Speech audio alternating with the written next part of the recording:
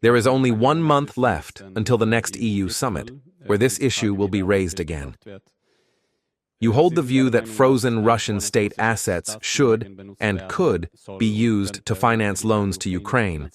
But will we bring our European colleagues on board?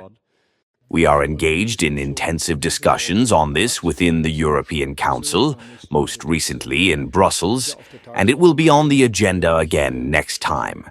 I am speaking with almost all heads of state and government in the European Union these days, and Ulf Kristersson and I have just discussed it.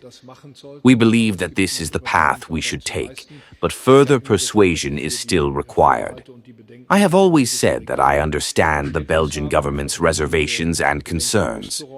We are working to address these concerns, and we are also working to provide joint guarantees so that these assets can indeed be used. We do not seek to confiscate them, but rather to use them as collateral for a loan. This loan could then ensure that Ukraine is supplied with the necessary material and weaponry for a long period of time.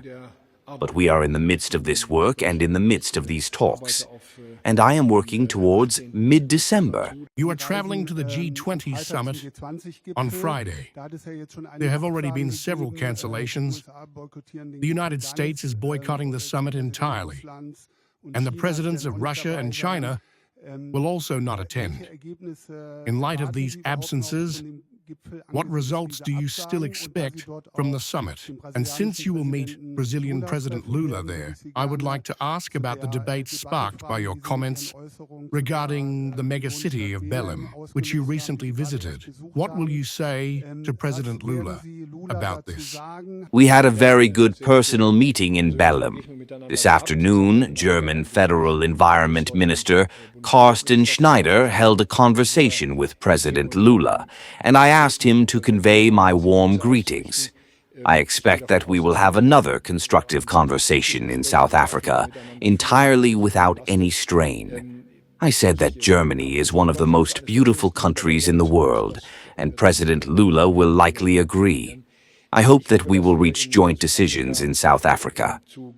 I will take the opportunity to engage in in-depth dialogue, particularly with African states, because we, both from the perspective of the European Union and from that of the Federal Republic of Germany, have a strong interest in establishing good cooperation with many African countries.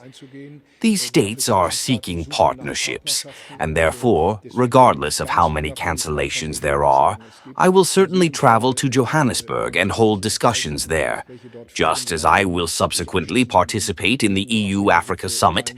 I expect that we will return to Germany with good results.